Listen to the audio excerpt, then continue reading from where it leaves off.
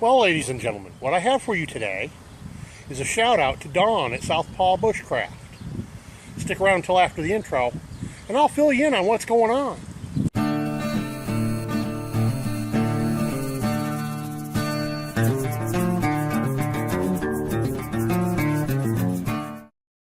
Yeah, it don't matter where you go, you can never get away from sirens and car sounds anymore. This is a VR for Dawn over there at South Paw Bushcraft. Now, Dawn wanted you in her most current giveaway to do a video and talk about a plant you recently learned about. At my age, there's very little out there that I haven't at least heard of, know something about. So I'm going to take a completely different tact with this today. Instead of that, instead of something I've only recently learned about, how about if I do something that I recently learned a new location for? Now this is going to be a plant, well, shrub, tree, whatever you want to call it, that I'm familiar with from my childhood. And that's a long time ago, Dawn. I used to harvest from this shrub for the house larder. And that was up until I came out of New York right after my visit to Vancouver Island. So in other words, in early 81, actually would have been in the fall of 80 was the last time I harvested this in New York when I was living there. And I lived here in Connecticut until 97. And I moved to West Virginia, and while I was in West Virginia, I found it down there and harvested it for use for the house larder there. But here in Connecticut, I could never find it until recently. And I happened to just happened to come across this. And then I saw your video and I thought, well, no, she wants you to show her something new, something you never knew about. Then I saw John Capps' video, and so I thought I would share this one with y'all. So let me turn you around here and show you what I'm talking about. I'm talking about this tree right here. Tree, shrub, bush, whatever you want to call it. First I'm going to get in close to the bark. Let's see if you can see this here. This has got little lines on it,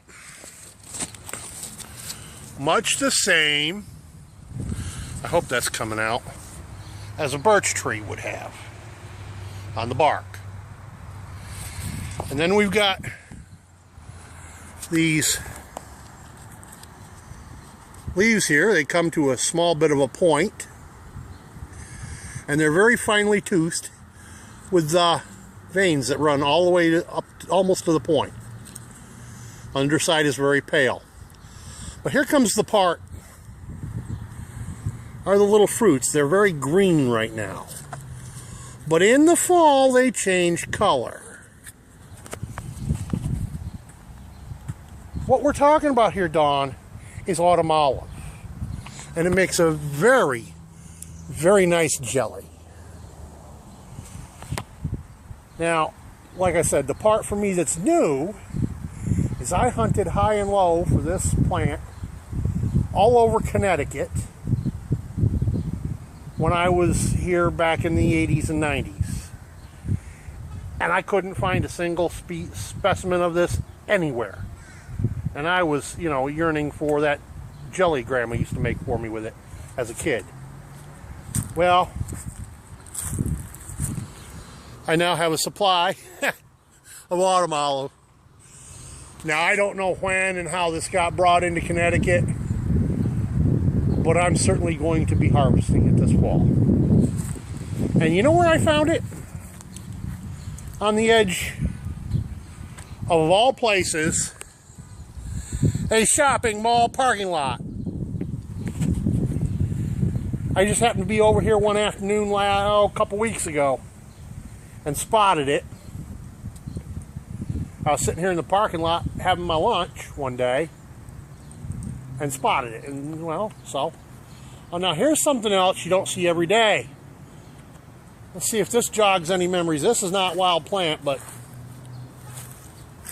Oh, nope, it's not what I thought it was, so forget about it. I saw the pull tab, and I was thinking it was one of them ancient beer tabs. But that's off a can of raviolis or some such. People can be just such slobs, huh? Throwing their garbage here in the grass in the wild areas.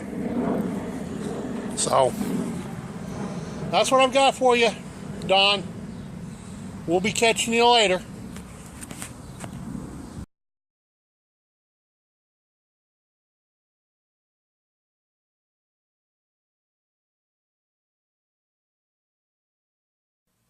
By the way, don't forget to